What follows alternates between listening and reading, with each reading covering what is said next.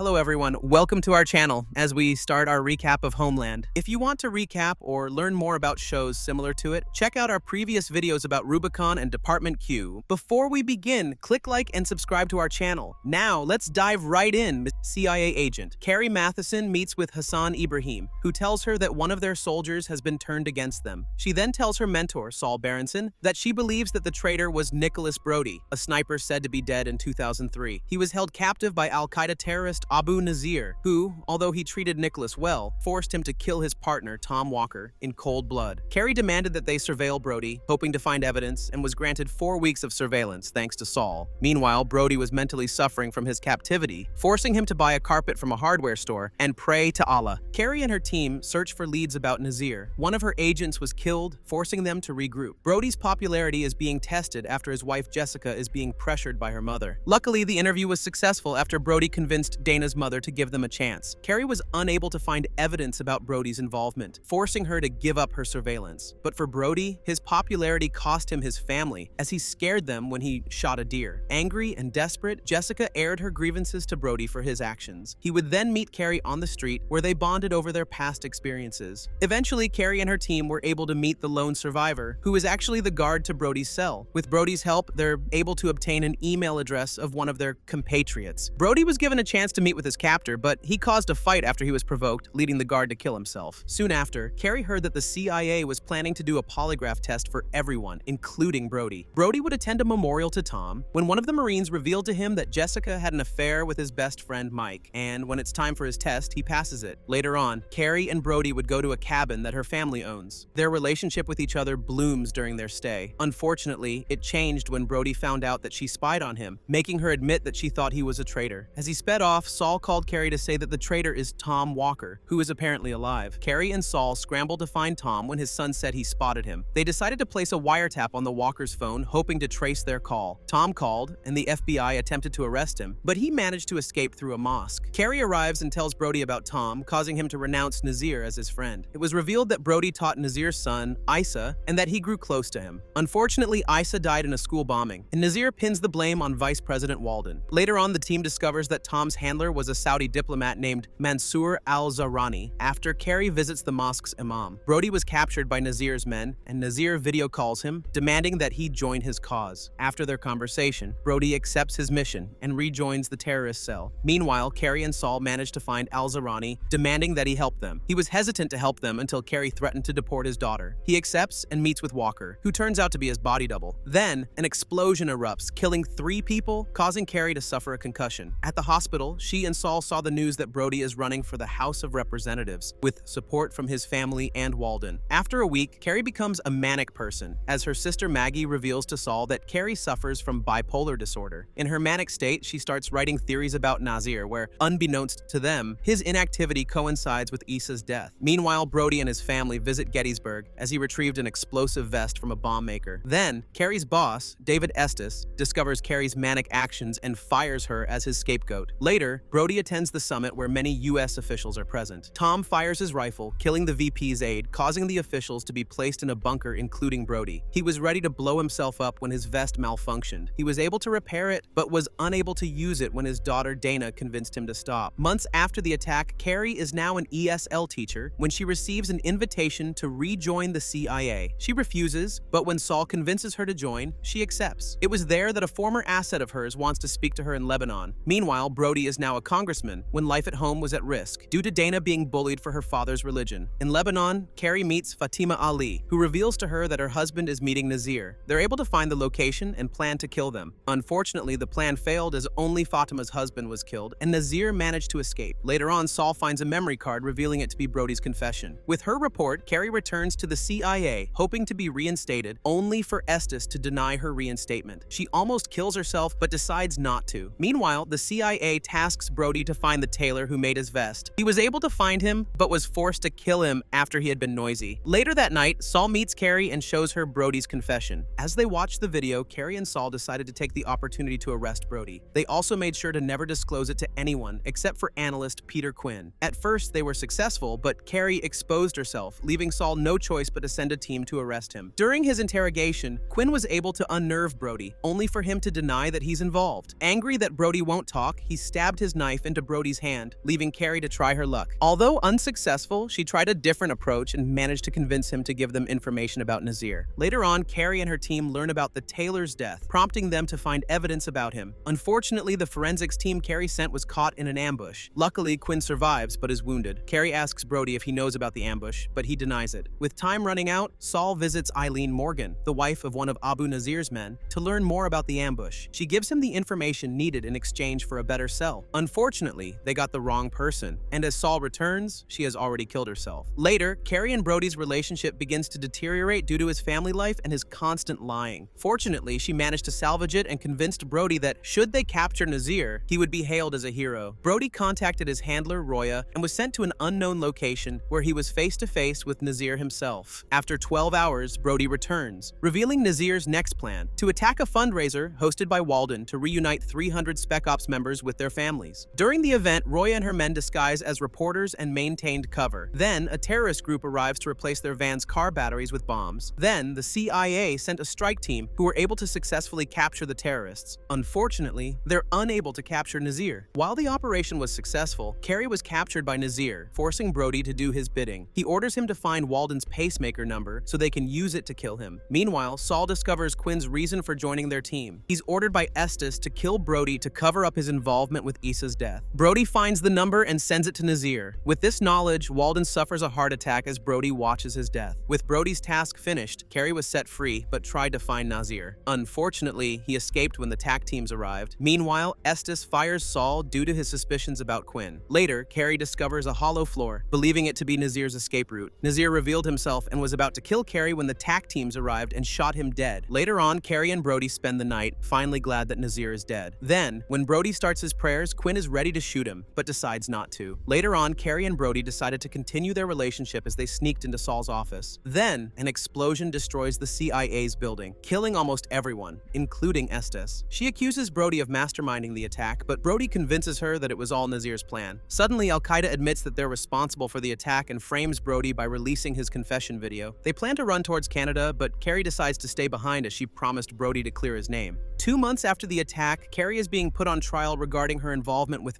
Brody, and although she got out unscathed, many of them believed that she was involved with the attack. To make matters worse, Saul was left no choice but to admit Carrie's disorder, causing her to break down in tears. Because of his betrayal, Carrie admits to a reporter that Brody is innocent, forcing Saul to send her to a mental facility. When Quinn discovers this, he berates Saul for what the agency has done to her, threatening to resign once it's over. Saul hires Farah Shirazi, who assists him in retrieving evidence about Nazir's associates. Meanwhile, Brody escaped to Venezuela when he was running away from a gang led by El Nino. Although Brody managed to get away, he was betrayed by the imam who helped him and is imprisoned by El Nino. Then, Carrie's medication goes well, but struggles to get back on track. She meets a mysterious man named Paul Franklin, who wants her help in exchange for her freedom. She angrily tells him no and returns to her room. Then, Carrie is sent to her hearing, where she's been released but was fired from the CIA. Then, she meets Franklin and reveals that his client, Leland Bennett, wants Carrie's help to destroy the CIA. Leland threatens Carrie to send her back to the asylum, leaving her no choice but to accept his demands. Meanwhile, Saul and Farah discover the mastermind of the CIA bombing to be Majid Javadi. Afterwards, Carrie reunites with Saul and told her about Leland and Franklin. Meanwhile, Saul is worried that Carrie is being paranoid, so he convinces Quinn to help her out. Later on, she met with a mysterious man and leads her in a compound. When Quinn wonders if Carrie's jeopardizing the mission, Saul tells him that his old student is back in action. At an unknown property, Carrie meets Javadi, who was able to convince him to meet with Saul, after showing proof of her knowledge of Javadi's embezzlement. But as she comes home, she discovers that she's pregnant. When Javadi missed the meeting, Carrie and Quinn discovered he killed his ex-wife and daughter-in-law. They're able to bring him to Saul, who knocks him out. Later, Carrie and Quinn worked together to stop a police investigation that would impede their case. After their success, Javadi admits to Saul and Carrie that he knew that the mastermind was from Nazir's inner circle but doesn't know his name. But he did tell them that Leland might know where the bomb maker was. With this knowledge, the CIA orders Carrie to capture the bomber by having her call Franklin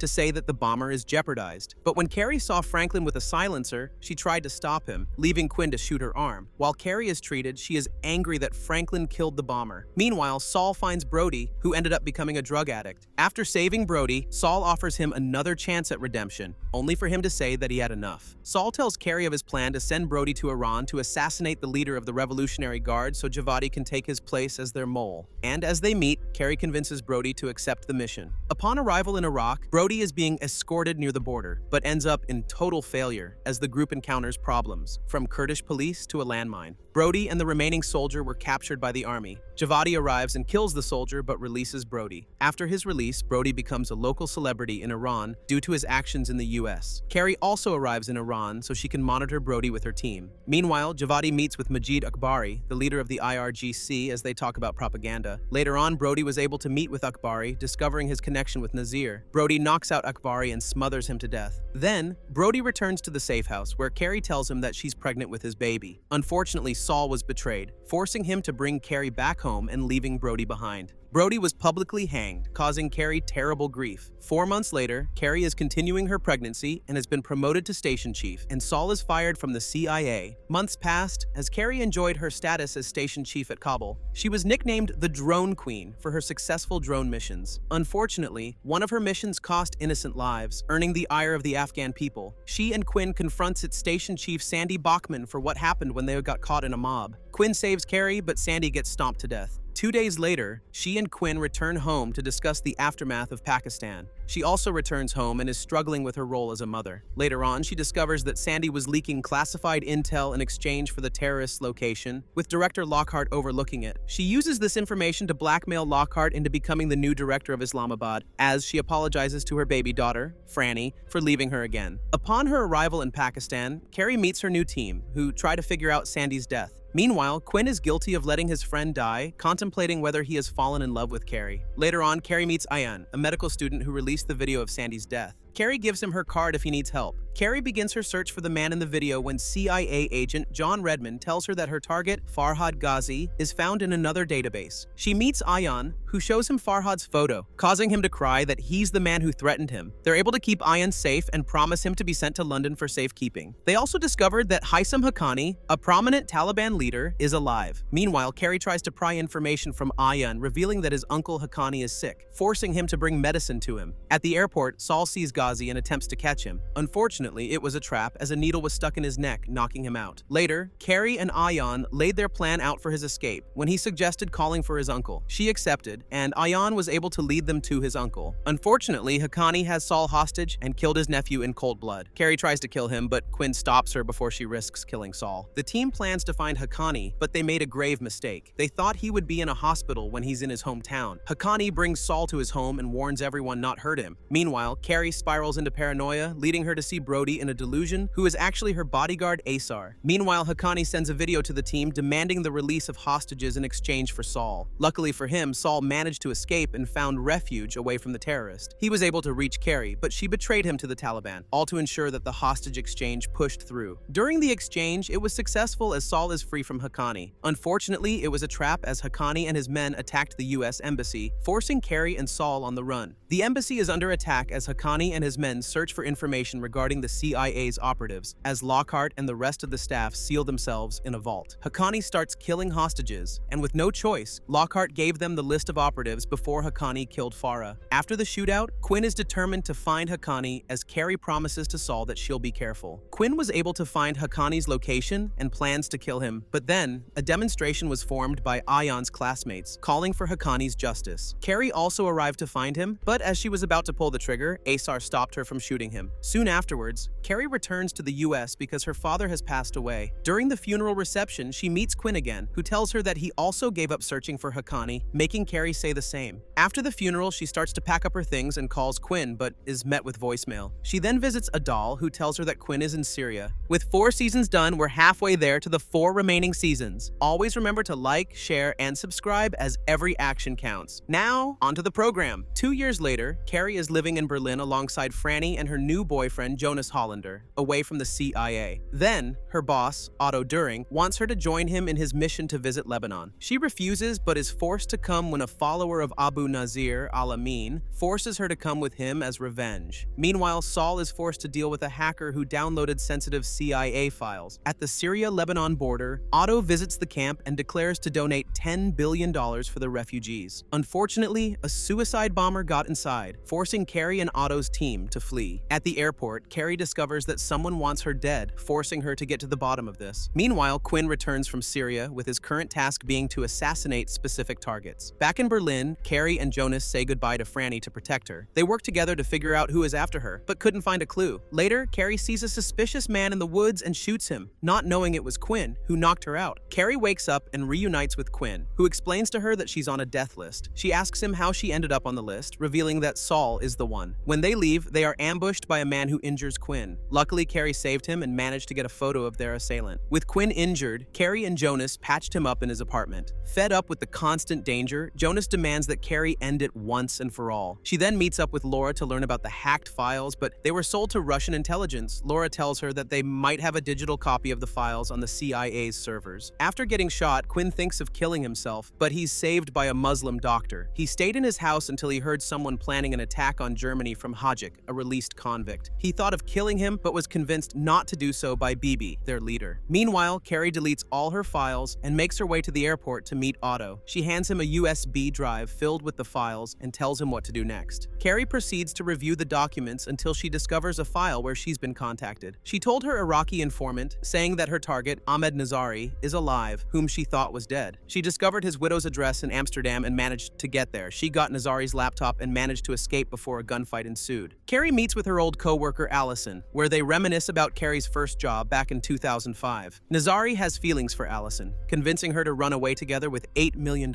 She accepts, but is caught by Russian agent Krupin, demanding her to become a double agent. While they talked, Carrie asked her about a bar they'd visit, but when Carrie checked it online, she found out Allison lied to her. After her meeting, Carrie and Saul talk with each other as they try to find evidence of Allison's treason. Meanwhile, Quinn is forced to be a test subject for poison gas made by Dr. Aziz, a terrorist ally. He tries to convince his newfound friend, Qasim, to stop the attack. During testing, Quinn runs away, leading Qasim to tackle him. It was apparently a ruse for Qasim to inject an antidote to Quinn before he was placed in the chamber. Then, Bibi released a video showing the effects of the gas, threatening to release it. Thanks to the footage, they're able to find Quinn, who is barely alive, and bring him to the ICU. Meanwhile, Bibi discovered Qasim's treachery, but he shoots another terrorist to protect him. Later on, Bibi's comrades started to plant the bombs when they discovered that the switch wasn't working. He orders Qasim to visit Dr. Aziz to fix the switch, as they're on a watch list. Meanwhile, Carrie and Laura discover a lead regarding the bomb. Allison finds Dr. Aziz and threatens to kill him, forcing him to tell her where the attack will happen. She then kills him and shoots herself in the shoulder to stage a shootout. When she arrived at the station, she convinced Qasim to stop Bibi. He tries to convince him, only for him to be shot by Bibi. Wounded, Qasim tackles him, forcing Carrie to kill Bibi. Carrie thanks Qasim for his sacrifice as he dies from his wounds. With the threat neutralized, Carrie tries to come back to Jonas, only for him to end it due to the loss of his son. Even Saul tried to bring her back, leading Carrie to reject his offer. 6 months after the attack, Carrie and Franny are living in Brooklyn, where Carrie is the head of an NGO fighting for Muslim American rights. She meets Seko Ba, a Nigerian national who was arrested by the FBI. The agent who arrested him, Ray Conlon, says that he has money and tickets to go to Nigeria, home to the terrorist cell Boko Haram. Meanwhile, Quinn is struggling with his life after being injured in Berlin. He's currently living with Carrie, but is becoming a nuisance. Then, Carrie discovers Seku's true occupation, as he's a former gang member turned FBI informant who only wants to visit his father. Later, Quinn ends up having a seizure, forcing Carrie to save him again. As the new head of the CIA, Saul visits Abu Dhabi for the interrogation of Farhad Nafisi, an Iranian scientist who colluded with North Korea. In New York, Carrie discovers that Conlon forced Seku to be his informant, allowing her to blackmail Conlon to drop all charges. Quinn would become more paranoid after he noticed someone was spying on Carrie. After his release, Seku is given a surprise party by his family. Meanwhile, Saul meets Javadi as they discuss how to find evidence regarding Nafisi. Quinn begins to snoop around, discovering a surveillance room as he follows a man whom he believes to be Carrie's stalker. Later that day, Seku is going to Manhattan in his van. The van explodes as Saul is called back to investigate it. After the attack, Carrie visits Seku's family, not knowing that a mob formed outside her apartment. It got even worse when Quinn created a hostage situation due to his paranoia. Luckily, Carrie stopped him, and he let himself be arrested. She then finds Quinn's phone and discovers that someone is indeed watching her. With this evidence, Carrie tries to convince Conlon that someone else wants Seku released. They're able to find evidence that something's going on with Carrie's stalker when he was shot by Belly, one of Adal's men. Then, Quinn gets captured and is sent to a remote area, revealing it to be Astrid, the German woman who helped him in Pakistan. It was revealed that Adal got him out of the mental facility in exchange for him to stay hidden, but he mistrusted them as he tried to escape, leaving Astrid to bring him back to their hiding spot. Meanwhile, Carrie lost custody of Franny when Child Services determined that she was unfit to take care of her. Saul visits Carrie and consoles her about losing Franny, enlisting her help to create a meeting with Javadi and President-elect Elizabeth Keene. Back at Quinn, his paranoia cost Astrid's life when his captors attacked their hideout. Quinn escaped after he faked his death in a lake. Later, Adal betrayed Javadi, revealing that Nafisi worked for Mossad and that Adal was planning to paint Iran as the one who violated the nuclear agreement. Quinn finds Adal demanding why Astrid was killed. He tries to convince Quinn that he's not responsible for her death, leaving Quinn to hit him with his pistol. Meanwhile, Quinn searches for Belly and ends up in a familiar neighborhood. He finds Seku's van and calls Carrie to join him after she visited Franny. Quinn explains to her that he found Seku's van and his revenge against Belly. Later, Carrie enters the house but is ambushed by Belly. Quinn saved her and beat Belly to death. Then, FBI agents arrived, assuring Carrie that Quinn would gain immunity. Unfortunately, they got caught in an explosion from the garage's hidden bomb. Adal calls Carrie, revealing that the plan was to kill Keene and pin the blame on Quinn. Luckily, they're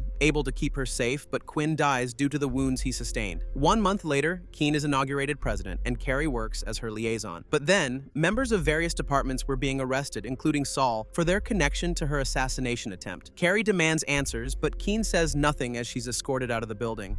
2 months later, Carrie and Franny now live in D.C. alongside Maggie's family. In prison, Saul is given an offer by Keene's chief of staff, Wellington, to be the national advisor. Saul only agrees to the position in exchange for the release of the people arrested during the second wave, causing Wellington retract his offer. Meanwhile, General McClendon is finished being strip-searched when he suddenly dies as the officer who does it removes his gloves. With McClendon's death, Keene decides to accept Saul's offer as he is released from prison, along with the rest of the prisoners. She then assigns Saul the order to find Brett O'Keefe, a vlogger who once worked with Adal, who attempted to undermine her reputation. Meanwhile, Carrie's laptop got hacked after she posted a picture of an unidentified woman who visited Wellington. She managed to find him, beat him up, and threatened him to never do it again. The next day, Carrie gets a message from her contact, Agent Dante, that the woman is Simone Martin, who has ties with Wellington. Meanwhile, Saul finds Brett to discuss his arrest, but it escalates when Brett's protectors, the Elkins, call reinforcements, forcing a standoff. Carrie and Dante find Simone's home and copy some files. Unfortunately, Carrie got caught but was saved by Dante. At the Elkins compound, J.J. Elkins was shot after FBI agents killed his dog. It forced his father, Bo, to take a hostage while paramedics rushed to save him. Unfortunately, an unknown man caught his picture and publicly released it, claiming that J.A.J. died. In truth, J.J. is alive, but it caused Bo to kill his hostage. A firefight ensues, forcing Brett to surrender. Meanwhile, Carrie and Danter plan to link Simone's connections to Wellington. After the shootout, Saul believes that the Russians were responsible for the fake story, but Krupin denies it. Carrie reforms her team from her CIA days and captures Simone, admitting her collusion in the McClendon assassination. Simone appears in court, admitting her crimes in exchange for immunity. Then, Carrie meets with Saul, who believes that Carrie might have been fooled by Dante. He also discovered that JJ's story is also used by the same company that Brett used against Keene. Carrie's team would later discover that Dante worked with Simone. She then spent the night with Dante until he was arrested under Saul's orders.